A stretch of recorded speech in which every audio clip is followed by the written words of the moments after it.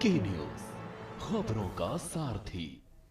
नमस्कार, खबर उत्तराखंड में आपका स्वागत है। मैं हूं आरिश अजहर, आपके साथ रुक करेंगे इस वक्त की हेडलाइंस पर। उत्तराखंड में प्री एसआईआर कार्यों के समीक्षा अधिकारी बोले, मतदाता मैपिंग को आसान बनाने के लिए आपसी समन्वय जरूरी। नए साल पर अल्मोड़ा मेडिकल कॉलेज को मिली सौगात, 30 चिकित्सकों की होगी स्थायी नियुक्ति।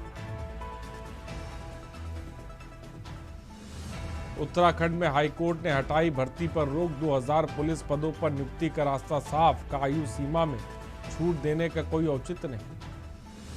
भाजपा राष्ट्रीय महामंत्री दुष्यंत गौतम ने मानहानि की कार्रवाई की चेतावनी दी, कहा साक्ष्य मिलने पर राजनीतिक जीवन से संन्यास ले लेंगे। उत्तराखंड की स्थायी राजधानी गैरसैंण को बनाने की मांग तेज, 25 साल बाद भी निर्णय न होना दुर्भाग्यपूर्ण। उत्तराखंड के मैदानी इलाकों में कोहरा बढ़ा सकती है परेशानी, मौसम विभाग ने 3 दिनों के लिए येलो अलर्ट किया जारी। आप देख रहे हैं की न्यूज, खबरों का सारथी। और उत्तराखंड में जंगलों और वन भूमि पर लगातार बढ़ते अवैध कब्जों के बीच अब शासन ने इस दिशा में सख्त कदम उठाया। सुप्रीम कोर्ट की हालिया कड़ी टिप्पणी के बाद राज्य सरकार हरकत में आई है और ऋषिकेश से जुड़े एक बड़े भूमि प्रकरण की जांच के लिए 5 सदस्यीय समिति का गठन कर दिया गया है। रिपोर्ट देखिए।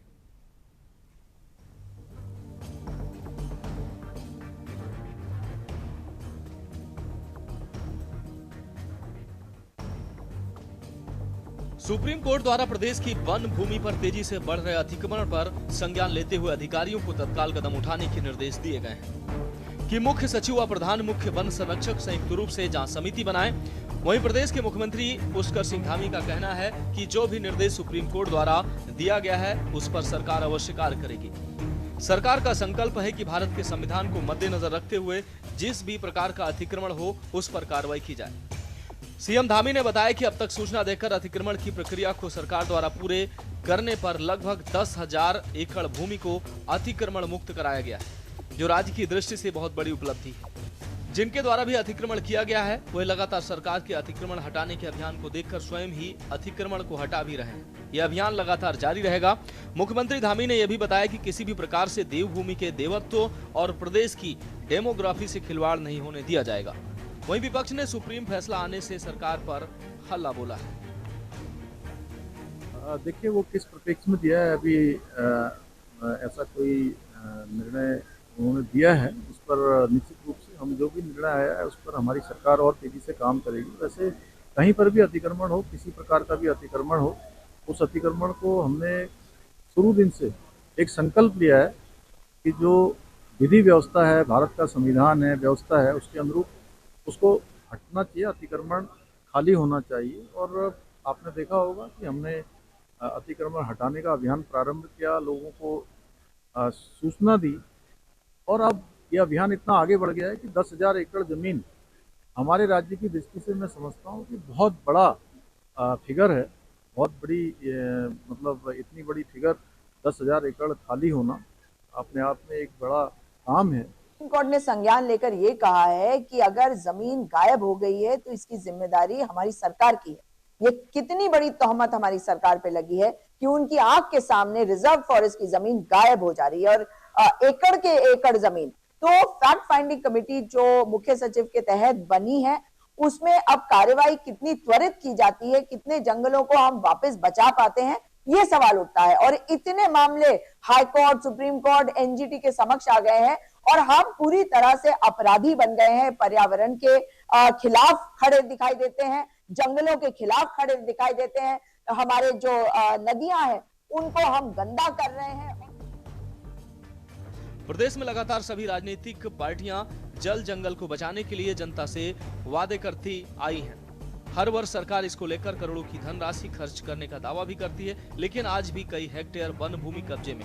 यही वजह है कि अब इन वन संपदा को बचाने के लिए देश के सर्वोच्च न्यायालय को सरकार से जवाब मांगना पड़ रहा है। वहीं जानकारों की माने तो अवैध मजारों, होटलों, बस्तियों को हटाकर वन भूमि बचाने की बात सरकार कर रही है, तो आप इससे प्रदेश की जमीनी हकीकत को गंभीरता से समझने की बेहद आवश्यकता है। उत्तराखंड क्रांति दल का शुरू से ये मानना रहा है कि किसी तरह से भी उत्तराखंड के जो जल जंगल जमीन है इसको बचाई जाए, और इसका निरंतर वर्तमान सरकारों द्वारा इसका ह्रास हो रहा था, इस पर अतिक्रमण हो रहा था। मैं माननीय सुप्रीम कोर्ट का इस फैसले का स्वागत करता हूं और उन्हें धन्यवाद देता हूं कि उन्होंने इस हरित प्रदेश को बचाने के लिए जो संज्ञान लिया है वो जनहित में बहुत ही अच्छा है, और इस पर उनको तुरंत प्रभाव से सरकार पर दबाव डाल करके और जो संबंधित जो इनके इकाइयां हैं उन पर इस अतिक्रमण को हटाने के लिए कार्रवाई करना सुनिश्चित करना चाहिए। एक तरफ तो उत्तराखंड सरकार ये दावा कर रही है कि उसने 10,000 हेक्टेयर से ज्यादा, एकड़ से ज्यादा जमीन जो है अवैध अतिक्रमण से मुक्त करवाई है वन क्षेत्र में, और वहीं अभी सुप्रीम कोर्ट ने सरकार से जवाब मांगा है कि वन क्षेत्र में जो अवैध अतिक्रमण है उनको खाली कराने के लिए सरकार क्या कर रही है। तो इससे पता लग रहा है कि राज्य में जो स्थितियां हैं और वन क्षेत्र में को लेकर के जो अतिक्रमण हो रहा है उस पर कितनी गंभीरता से काम हो रहा है। क्या अतिक्रमण सिर्फ मजारों के नाम पर ही हुआ है? क्या अवैध आवास वन भूमि पर नहीं बने हैं? क्या रिजॉर्ट वन भूमि के भीतर नहीं बने हैं? क्या होटल वन भूमि के अंदर भीतर नहीं बने हुए हैं? तो उन तमाम सारी चीजों को लेकर के भी सरकार को कोर्ट को जवाब देना है। जो लोग बरसों बरसों तक मजार के नाम पर, हरी चादर, नीली चादर, पीली चादर के नाम पर छोटी छोटी मजार बना करके धर्म की आड़ में गलत कृत्य करने का काम करते थे, उन सब का जो अतिक्रमण था उस अतिक्रमण को छुड़ाने का काम भारतीय जनता पार्टी की सरकार और पुष्कर सिंह धामी जी के नेतृत्व में हुआ है। और उन्होंने 10,000 एकड़ भूमि से ऊपर, 10,000 एकड़ से ज्यादा उन्होंने जिस तरीके से भूमि को छुड़ाने का काम किया है और राज्य सरकार ने निहित किया है। ये अभियान हमारा लगातार जारी रहेगा। जो लोग गलत तरीके से सरकारी संपत्तियों का दुरुपयोग करते हैं या उसकी आड़ में, धर्म की आड़ में गलत तरीके से गलत कृत्यों को करने का काम करते हैं। सुप्रीम कोर्ट ने कहा कि रिहायशी घरों को छोड़कर खाली जमीन पर वन विभाग कब्जा करेगा। इसके बाद कोर्ट ने छुट्टियों के बाद न्यायालय खुलने पर सोमवार को मामले की सुनवाई तय की। सुप्रीम कोर्ट उत्तराखंड में जंगल की जमीन के एक बड़े हिस्से पर अवैध कब्जे से जुड़ी अनीता कंडवाल की याचिका पर सुनवाई कर रहा था। वहीं प्रदेश में हुए एक और वन विभाग के घोटाले को लेकर हाईकोर्ट ने भी सख्ती दिखाई। मसूरी वन प्रभाग ने वन प्रभाग की सीमा को दर्शाने के लिए कई हजार पिलर लगाए थे, लेकिन लगाए गए पिलरों में से लगभग 7,375 पिलर गायब हो गए। ये वन अधिकारियों, राजनीतिक लोगों और भूमाफियाओं के गठजोड़ के चलते हुआ है। अब गायब पिलरों की जगह पर अतिक्रमण हो गया है, जिसकी पुष्टि वन विभाग की रिपोर्ट से भी हुई है। इसमें पता चला है कि इनमें से अधिकांश पिलर मसूरी और रायपुर रेंज से गायब हुए हैं। ऐसे में सुप्रीम कोर्ट और हाई कोर्ट की फटकार के बाद क्या प्रदेश के वन क्षेत्र से सरकार अतिक्रमण मुक्त करने में कामयाब होगी, ये आने वाला वक्त ही तय कर पाएगा। Uttarakhand desk report.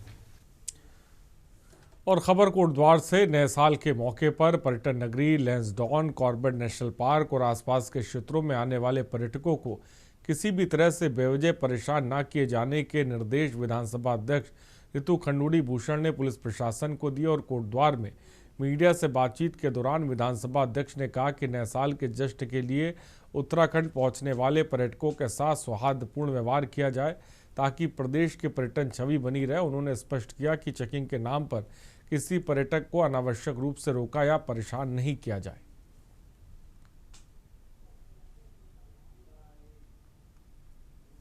एएसपी और एसएचओ से के साथ भी बैठक हुई है और उनसे ये निवेदन किया गया है कि हमारी चौकसी रहनी चाहिए, हमारी निगरानी रहनी चाहिए, लेकिन जो हमारे आगंतुक आ रहे हैं उनको तंग ना हो, परेशान ना हो, क्योंकि सब अपना नया साल मनाने के लिए यहाँ पे पहुँच रहे हैं। पूरी मुस्तैदी से हम काम करें और प्रयास करें कि जो हमारे टूरिस्ट यहाँ पे पहुँचे उन्हें किसी तरह की असुविधा ना हो, लेकिन हाँ चौकसी रखनी है। और जैसे उन्होंने कहा कि वो सब चौकस हैं, वो लोग लगातार मॉनिटरिंग कर रहे हैं।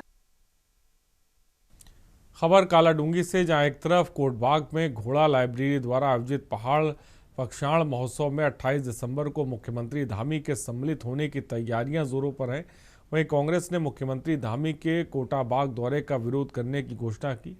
कांग्रेस ने प्रेस कॉन्फ्रेंस कर कहा कि वह 28 दिसंबर को मुख्यमंत्री धामी के कोटाबाग दौरे का सरकार द्वारा ग्रामीण क्षेत्रों में जिला विकास प्राधिकरण लागू करने पर काले झंडे दिखाकर विरोध करेगी।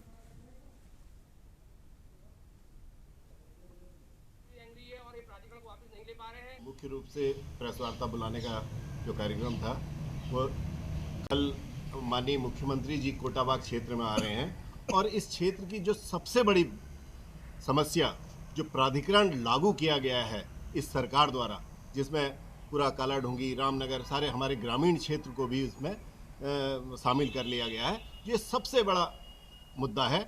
यहाँ पे प्रेस रखने का मुख्य उद्देश्य यह है, कल माननीय मुख्यमंत्री कोटाबाग दौरे पे हैं और कोटाबाग दौरे क्षेत्र की सबसे बड़ी समस्या जिला विकास प्राधिकरण है। तो हमारे क्षेत्र की सभी जनता कल को इस प्राधिकरण को लेके जो है माननीय मुख्यमंत्री जी का विरोध करेगी, क्योंकि इस जिला विकास प्राधिकरण के लगने से पंचायत के अधिकारों को भी यहाँ पे जो है ख़त्म करने का जो है प्रयास किया जा रहा है। तो कल को हमारे क्षेत्र की समस्त जनता 9 बजे बेलपड़ाव चौराहे से इकट्ठा होकर सैकड़ों की संख्या में कोटाबाग जो है मुख्यमंत्री जी का विरोध करने के लिए कूच करेगी। खबर बागेश्वर से, जहां पहाड़ में बढ़ते मानव वन्यजीव संघर्ष को देखते हुए वन विभाग हर माह अंतिम शनिवार विशेष जनसुनवाई कार्यक्रम आयोजित हुआ।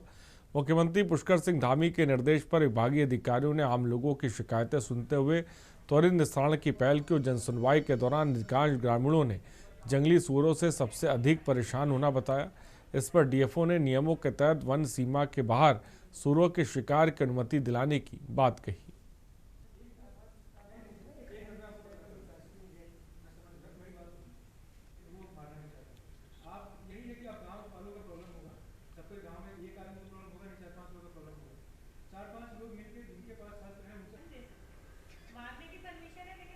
यहाँ पे वन रिलेटेड, फॉरेस्ट रिलेटेड और उससे वन विभाग से जुड़े हुए और भी डिपार्टमेंट जैसे हो गया, उससे एसोसिएटेड जितना भी प्रॉब्लम है, उस प्रॉब्लम को लोगों को रिक्वेस्ट किया जाएगा कि आप आके इन सभा प्रभाग दिवस के माध्यम से अपना उस प्रॉब्लम को निराकरण कराने का प्रयास करें।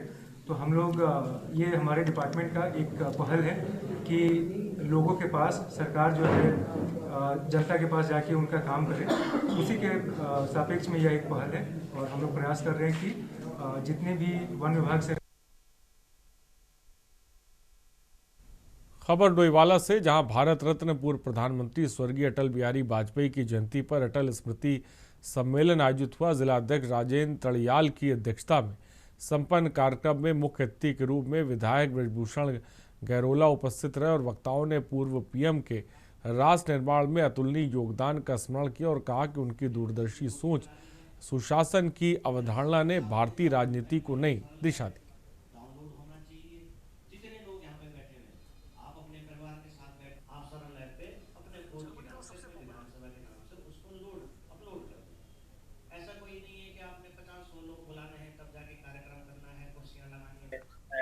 हमारे देश के महान स्वतंत्रता संग्राम सेनानी, भारत रत्न, देश के पूर्व प्रधानमंत्री स्वर्गीय अटल बिहारी वाजपेयी जी का जो है जन्म 100 वर्ष 101वें जन्म दिवस पर जो है ये व्याख्यान चल रहा है।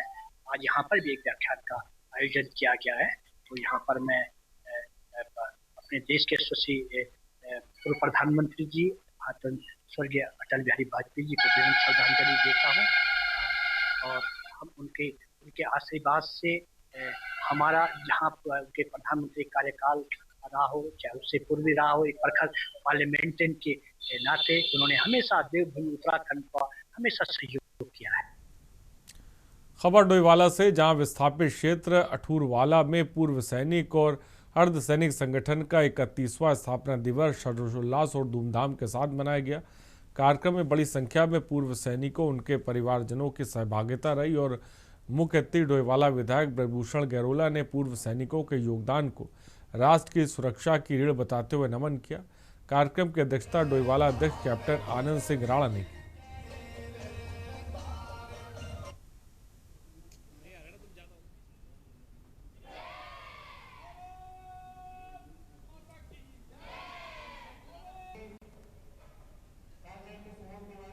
उत्तराखंड पूर्व सैनिक एवं अर्ध सैनिक संगठन अपने डोईवाला के द्वारा जो है यहाँ पर 31वां जो है उनका आज स्थापना दिवस था। तो इस अवसर पर मैं वहाँ पर आया था और वहाँ पर हमारे वीर नारियां और उनके परिवारों को, पूर्व सैनिकों के परिवारों को वहाँ पर सम्मानित किया गया और इस अवसर पर बहुत बड़ी संख्या में हमारे पूर्व सैनिक आए थे वहाँ पर। और मैं तो 31वें उनका जो स्थापना दिवस है, उनको मैं बहुत बधाई शुभकामनाएं देता हूँ। इस गर्व के मौके पर, इस खुशी के मौके पर मैं सभी पूर्व सैनिकों का आह्वान करना चाहता हूँ कि देखो भाई, हमको हर दम हर कदम हमको बाहर निकलना पड़ेगा और अपने हित की लड़ाई हम सैनिकों को खुद लड़नी होगी। मेरा सभी सैनिकों से निवेदन है, हमारा कदम ताल एक साथ है और रहेगा, आगे भी चलता रहेगा, इसलिए हर सैनिक का कदम ताल एक साथ मिलना चाहिए। 31वां स्थापना दिवस है। इस देश पे हमारे संगठन ने जोश से, बड़े आदर से इसको बनाया है और हम हर साल इसको जोश से मनाते हैं और पूरे संगठन के अपने जो फौजियां इकट्ठे होते हैं। हम ये संगठन एक रेवोल्यूशनरी संगठन है।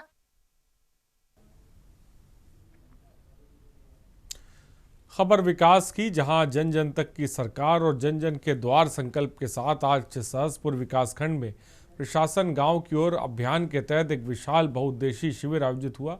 शिविर के माध्यम से जहां सरकार की उपलब्धियों को जन जन तक पहुंचाया गया, वहीं उनकी समस्याओं का त्वरित निस्तारण भी किया गया। शिविर में बड़ी संख्या में शामिल होने पहुंचे ग्रामीणों ने अपनी समस्याएं उठाई, जिनमें से अधिकांश का अधिकारियों ने मौके पर उनका समाधान कराया और दौरान स्वास्थ्य, राजस्व, समाज कल्याण और कृषि विभाग आदि विभागों ने स्टॉल लगाए।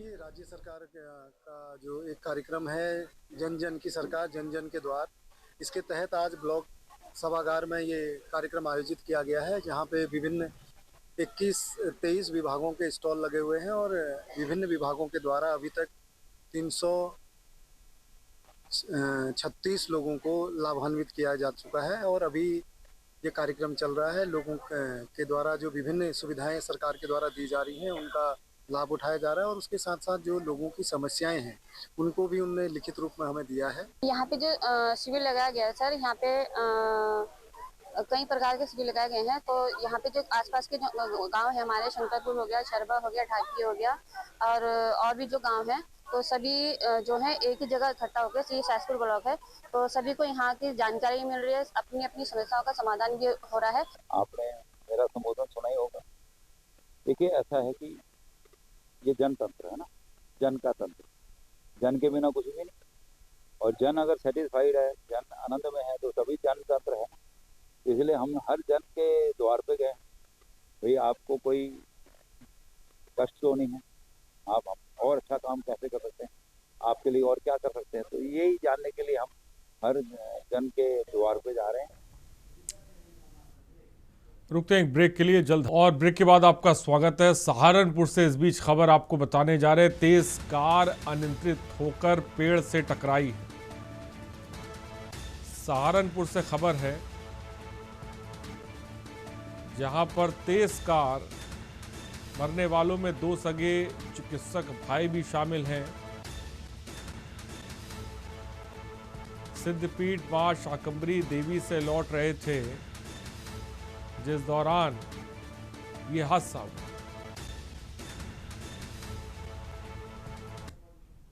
आज शाम थाना बेहट पर यह सूचना प्राप्त हुई कि धर्म सिंह जगदीश सिंह कॉलेज के पास एक गाड़ी पेड़ से टकरा गई है। पुलिस तत्काल मौके पर पहुंची, तस्दीक करी तो पता चला कि गाड़ी में 4 लोग सवार थे, जिनके नाम थे मनीष, विजय, जगदीश एवं सोनू। इनमें से 2 लोग चिलकाना के रहने वाले थे, एक व्यक्ति गागड़ी क्षेत्र का था और एक व्यक्ति फतेहपुर क्षेत्र का था। ये चारों लोग शाकुंभरी से वापस बेहट कस्बा की तरफ आ रहे थे। एक मोड़ पर ओवर स्पीड के कारण कार अनियंत्रित हुई, जिस कारण वह पेड़ में जाकर टकरा गई और इससे इन चारों की मृत्यु हो गई है। इस प्रकरण में इनका पोस्टमार्टम करवाया जा रहा है एवं इसमें अग्रिम विधिक कार्रवाई की जा रही है। और परवेज, हमारे संवाददाता इस खबर पर अधिक जानकारी के साथ जुड़ रहे हैं। शेख, भीषण हादसा हुआ है, तेज कार अनियंत्रित होकर पेड़ से टकराई है, क्या जानकारी आपके पास है?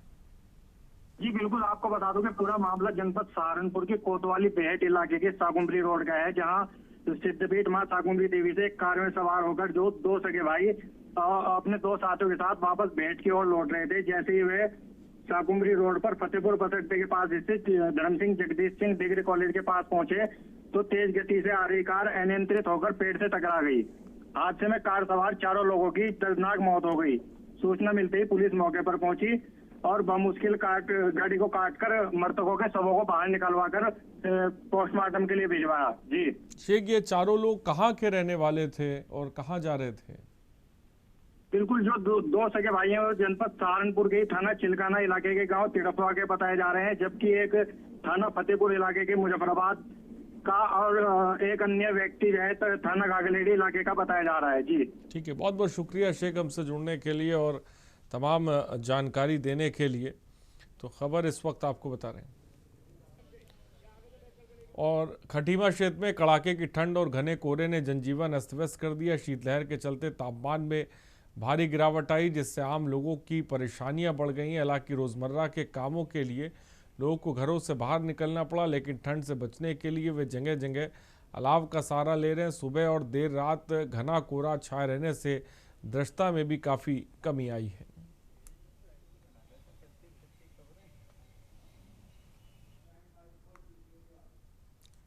खबर नैनीताल से। सरोवर नगरी नैनीताल एक बार फिर पर्यटकों की आमद से गुलजार है। वीकेंड पर देश भर के पर्यटक नैनीताल, भीमताल, मुक्तेश्वर समेत आसपास के पर्यटक स्थलों का रुख कर रहे हैं। पर्यटकों की आमद से नैनीताल का पर्यटन कारोबार बढ़ा है, जिससे पर्यटन कारोबारियों के चेहरे खिले हुए नजर आ रहे हैं। वेदर बहुत अच्छा है यहाँ का अभी, और हम लोग एक्सपेक्ट कर रहे थे कि बहुत ज़्यादा ठंडा होगा, बट यहाँ पे बहुत प्लीजेंट मौसम है और काफ़ी अच्छा एटमॉस्फेयर है। काफ़ी क्राउड हो गया है लेकिन इस मौसम में मैं यहाँ पे 3-4 बार आ चुका हूँ पहले, और इतना नहीं पहले हुआ करता था, बट अभी थोड़ा सा क्राउड ज़्यादा है कंपैरेटिवली। बहुत अच्छा लग रहा है मुझे। मैं तो लखनऊ से हूँ और मैं आई हूँ। मुझे यहाँ का जो वेदर है अभी बहुत बढ़िया है। नाइट में तो बहुत कोल्ड था, बट जो अभी दिन का वेदर है ऑसम, मजा आ गई मुझे बच्चे के साथ यहाँ पे घूमने में। मैं बरेली से हूँ, बरेली से आई हूँ। वहाँ के मौसम में यहाँ में डिफरेंस मुझे ये, यहाँ पे फिर भी धूप निकल रही है और एटमॉस्फेयर बच्चों के लिए बहुत सही है। वहाँ पे तो इससे ज्यादा अभी ठंड है वहाँ पे, और टोटली बढ़िया है। अच्छा बच्चों के लिए मुझे बहुत अच्छा ही लगा कि मतलब ठंड नहीं है तो बच्चे एंजॉय भी कर सकते हैं। इधर को क्रिसमस से 25 तारीख से हमारा जो व्यवसाय है अच्छा चल रहा है और अच्छा कस्टमर आया हुआ है इसमें से, और उम्मीद करते हैं कि ये 31 तक ऐसे ही रहे और हमारा कारोबार अच्छा चले। उत्तरकाशी के नौगांव क्षेत्र में आयोजित रवाई लोक महोत्सव के दूसरे दिन कार्यक्रम पूरी तरह सांस्कृतिक रंग में रंगा नजर आया। महोत्सव का मुख्य आकर्षण प्रसिद्ध साहित्यकार आयोजित रवाल्टी कवि सम्मेलन रहा, जिसमें क्षेत्रीय कवियों ने अपनी बोली भाषा के माध्यम से समाज को जागरूक करने का संदेश दिया।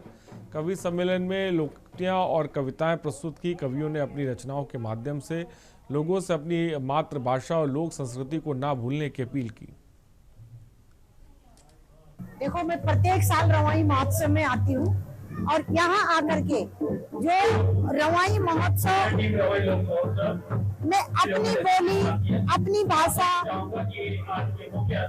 लोक भाषा और लोक बोली के लिए जो संवर्धन के लिए जो कार्य किया जा रहा है वो प्रशंसनीय है।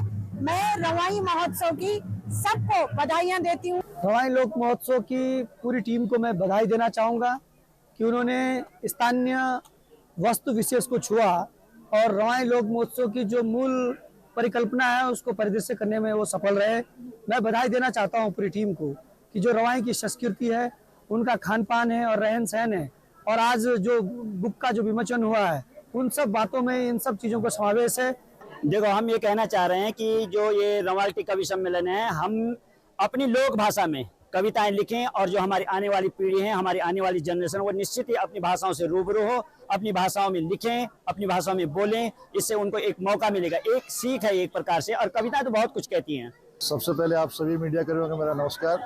आज आपने देखा रवाई महोत्सव में जो है सबसे पहले जो हमारे वाद्य यंत्र यहाँ लोकल वाद्य यंत्र, उनकी आपने थाप देखी होगी, क्या मजा आया।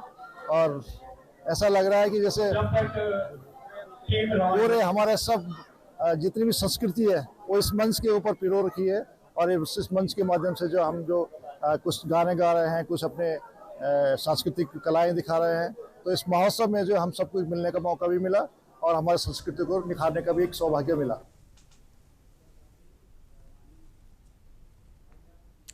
और खबर उत्तराखंड में इतना ही। बने रहिए हमारे साथ। नमस्कार।